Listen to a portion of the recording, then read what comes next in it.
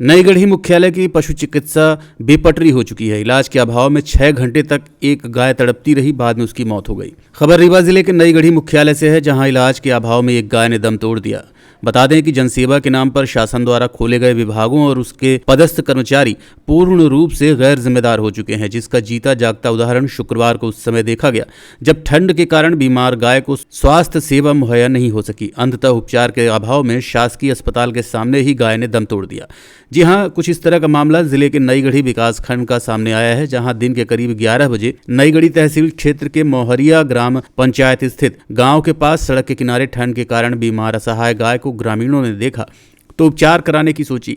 पशु चिकित्सा विभाग से संपर्क किया गया। काफी समय बीतने के बाद भी जब पशु चिकित्सक नहीं पहुंचे तो समाज सेवियों ने एक पिकअप वाहन में गाय को लादकर नईगढ़ी पशु चिकित्सालय पहुंचाया, जहां पर चिकित्सालय के सामने बीमार गाय को लेकर घंटों प्रतीक्षा की, लेकिन पशु चिकित्सालय में नईगढ़ी के चतुर्थ श्रेणी कर्मचारी के अलावा कोई भी जिम्मेदार नहीं मिला। चिकित्सालय के सामने ही बीमार गाय ने दम तोड़ दिया। अधिकारियों के संपर्क के बाद देर शाम नगर निगम द्वारा मृत गाय डिस्पोज कराया गया।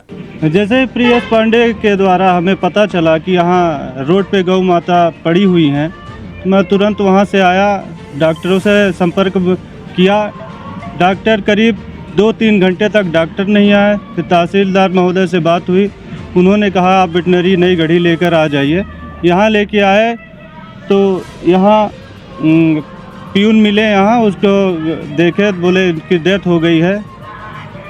अच्छा, जब गाय लेके आए तो जिंदा थी कि जिंदा थी? जिंदा जी। यहाँ पर कोई स्टाफ डॉक्टर मिला कि नहीं? कोई स्टाफ नहीं मिला पियून के अलावा, है ना जी। क्या नाम है? संजीव पांडे। दरअसल आज दोपहर 12 बजे की बात है। मैं अपने घर से नईगढ़ी के लिए आ रहा था। रास्ते में भीर गांव में ही एक गाय सड़क के किनारे तड़पती हुई मुझे दिखाई दी। मैंने रुककर इसको देखा तो ये गाय मुझे बीमार हालत में दिखाई दी। मुझे लगा कि इसका स्वास्थ्य सही नहीं है। आसपास के लोगों को मैंने बुलाकर पूछा तो बोले इसकी तबीयत ठीक नहीं है, ये गाय जो है तो शाम से यहीं पर पड़ी है। जिसके बाद हम नईगढ़ी के पशु चिकित्सक जेपी त्रिपाठी जी से फ़ोन के माध्यम से बात की। उन्होंने कहा कि सर मैं छुट्टी में हूँ। इसके बाद हम रामपुर में एक हमारे पशु विभाग में है डॉक्टर गिरिजा पटेल, शायद उनका नाम है, मैंने उनसे फ़ोन पर बात की तो उन्होंने कहा कि अभी हम सर घर में हैं, स्नान ध्यान कर रहे हैं, हम 4 बजे तक आपके पास आएंगे। फिर हम वहीं से पटवारी परमानंद मालवीय जी गुजर रहे थे, उनसे हम बात की। उन्होंने तहसीलदार महोदय को फ़ोन लगाया।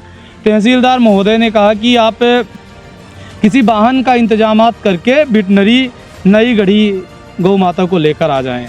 मैं वहां से लाने का प्रयास किया और जब तक मैं वाहन की व्यवस्था करता उसमें 2-3 घंटे का समय लग गया यहाँ लाने में, जिस वजह से गाय जो है तो नहीं रही और ख़त्म हो गई। यहाँ पर आए हम तो नईगढ़ी स्वास्थ्य विभाग वेटनरी के सामने हम खड़े हैं, जैसा आप देख रहे हैं।